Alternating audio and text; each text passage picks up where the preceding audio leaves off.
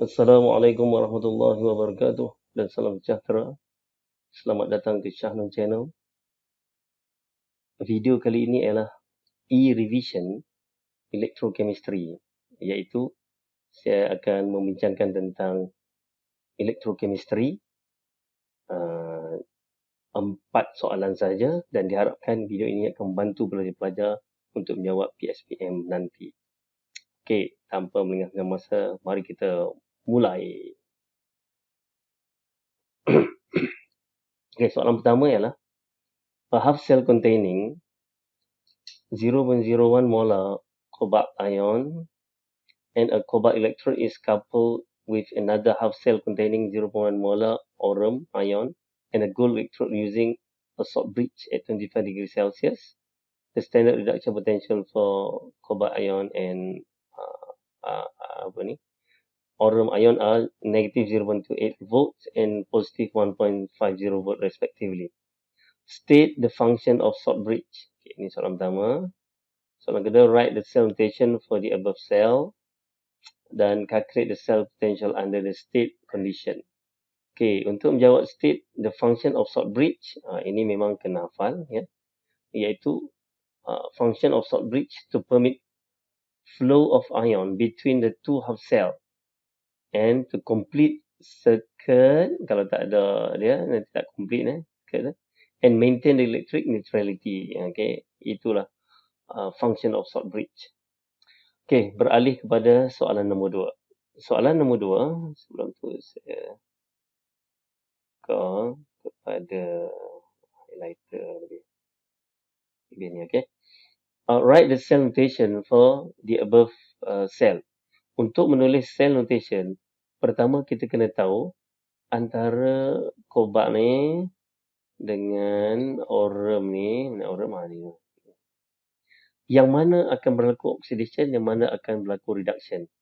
Jadi untuk menentukan itu, kita kena tengok nilai standard reduction potential. Kalau kita tengok sini, cobalt dia adalah negatif 0.28 volt. Manakala aurum, sebutkan aurum ni positif 0.5 volt. Jadi macam mana kita nak tahu? Kita akan menggunakan ni more positive red cat tu. More positive red cat. Okey, jadi yang lebih positif akan berlaku reduction. Jadi kat sini memang jelas aurum ni Au3+ ini akan berlaku reduction, dan yang berlaku oxidation ialah cobalt ni, CO+ ni. Jadi cara untuk menulis cell notation, kita akan menulis di sebelah kiri di bahagian oxidation. Jadi kita akan menulis cobalt. Kemudian ada tengah-tengahnya ada salt bridge, lambang salt bridge, and then baru reduction. Jadi daripada sini, okey, kita akan tulis cobalt, dan cara menulis dia mesti kita menulis electrode dulu, dan electrode dia adalah CO lah. Ni CO solid, kan kat sini dah ada. Mana? Cobalt electrode. Jadi mesti cobalt, and then followed by CO2+, and then Au2+, and seterusnya. Jadi mari kita lihat jawapan dia. Okey. Jadi mesti tulis macam ni, CO solid, and then kita buat slash CO2+. Okey, kenapa slash? Sebab ada beza fasa kat sini. Fasa cobalt adalah solid, fasa ini adalah aqueous. Jadi CO2+ kena ada slash. Dan kena dinyatakan berapa di concentration. CO2+ dibagi 0.01. Jadi kita tulis 0.01 molar. Kemudian ada double slash. Double slash ini ialah salt bridge. Kemudian barulah kita masuk Au3+ ion tadi, aqueous, 0.1 molar, dia punya concentration. Kemudian aurum yang solid tadi. Jadi ini ialah cell notation untuk persamaan ini, ya. Okey, settle. Kemudian kita lihat calculate the cell potential under the stated condition. Kita nak cari cell potential E cell lah. Kita nak cari E cell dia, E cell. Tetapi sebelum tu macam biasa, kita kena dapatkan dia punya E naught cell. Okey. Jadi mula-mula kita cari E naught cell lah. Dan masih lagi kita menggunakan more positive red cat kat sini, ya. Persamaan yang kita akan guna ialah E naught cell sama dengan E naught cathode minus E naught anode. Okey, cathode dia apa? Cathode ni, red cat ni, red reduction at cathode. Jadi yang positif ialah yang ini, yang ini. iaitu orum tadi kan. Jadi positif 1.50 tolak dengan negatif 0.28. Jadi kita akan dapat E not cell. Okay, positif 1.78. Kemudian untuk menjawab soalan seterusnya iaitu E cell, kita kena tulis Nernst equation. Nernst equation kena hafal. Nernst equation kena hafal iaitu E cell equal to E not cell minus 0.0592 divided by N log Q. Itu yang asal dia lah. E cell equal to E not cell minus 0.0592 divided by N log Q. Kat sini, dia punya log Q adalah yang ini. Macam mana kita nak dapat ni?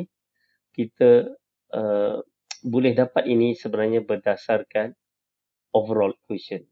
Jadi sebenarnya sebelum dapat ni, kena tahu overall equation. Macam mana nak tahu overall equation? Kita boleh dapat sebenarnya daripada cell notation kat sini pun boleh. Okay, kalau kita tengok cell notation kat sini, okay, saya tukar yang ni color dia. Merah. Okay.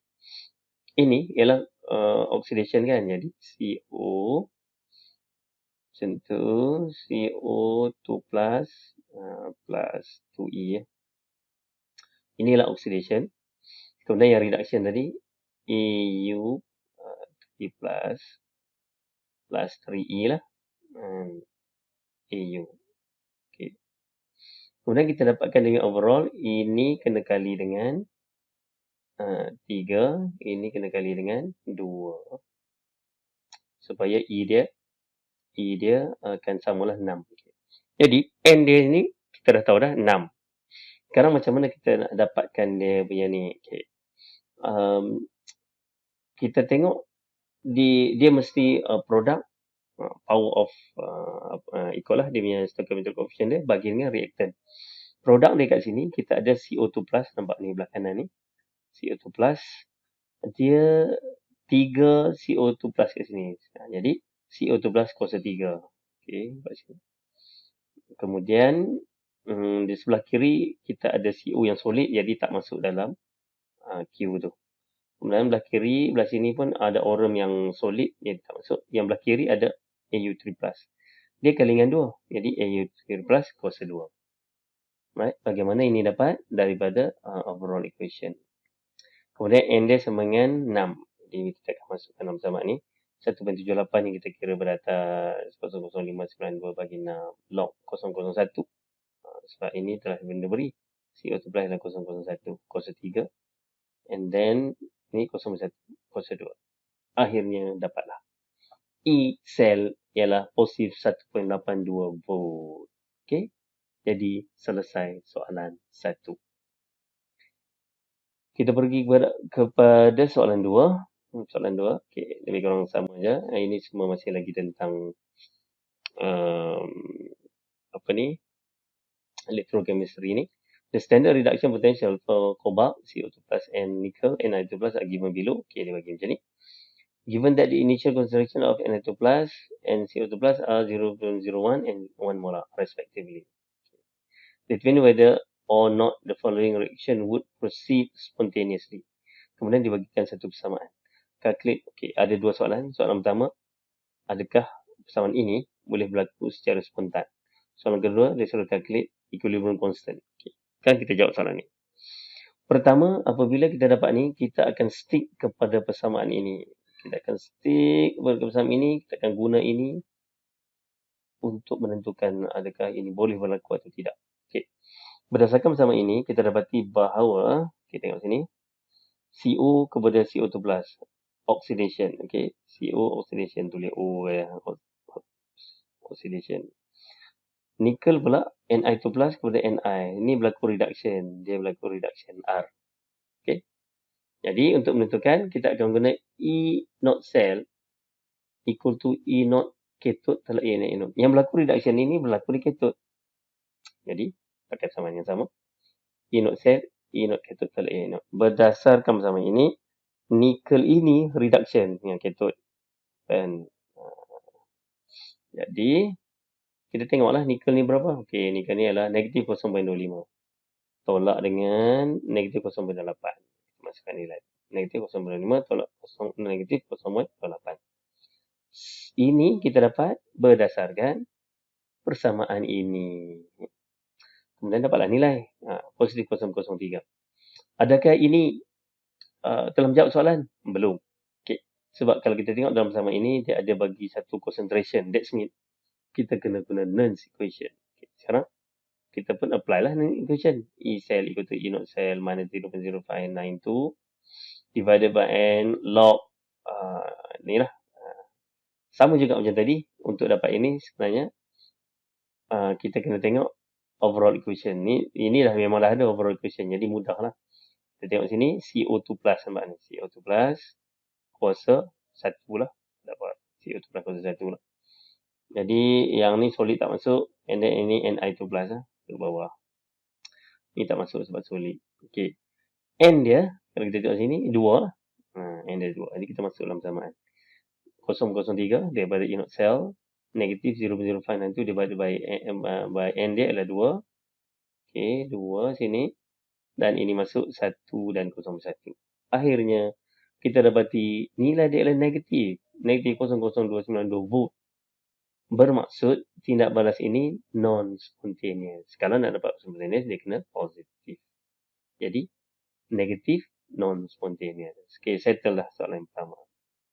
Soalan kedua, calculate the equilibrium constant for the reaction. Untuk mencari makna dia, Q sekarang ni, kita akan tukar pada K. Dan itu akan berlaku apabila E cell sama dengan kosong. Ini, persamaan yang sama dengan equation. Tapi E cell dia dah jadi kosong. Jadi dia akan jadi macam ni. E cell equal to E naught cell minus 0.0592 divided by N log K. Q tadi jadi K. Lepas tu ni dah kosong. Ini 003. Ambil daripada atas ni. Tolak 00592 bagi dengan 2 dan log K. Jadi, bila ditekan, kalkulator dapat 10.315. Alright. Seterusnya, soalan ketiga. Ini melibatkan electrolysis pula. In an electrolysis, a current of 2.50 ampere flow through an solution copper to sulfate. Copper sulfate for 3 hours. Okay. Calculate the volume of oxygen collected if electrolysis was carried out at STP. Kalau kita tengok sini, sebenarnya dia dah bagi clue kat sini. Kita punya solution kita adalah aqueous solution of copper sulfate. Kemudian dia bagi clue kat sini, kita dapat oksigen yang kita collect. That means, oksigen kita tahu berasal daripada oxidation of water. Ini kita kena tahu. Kita kena tahu, kalau kita tengok ada oksigen dengan copper sulfate, that means, di bahagian anode itu, berlaku oxidation of water. Dia akan keluarkan oksigen. Kalau reduction pula untuk air, dia akan release hydrogen gas. Itu kita kena tahu. Jadi kita tahu. Dan kita kena tahu tulis equation untuk oxidation of water. Okay. Dan ini kita akan gunakan first Faraday's law lah. Q sama dengan IT.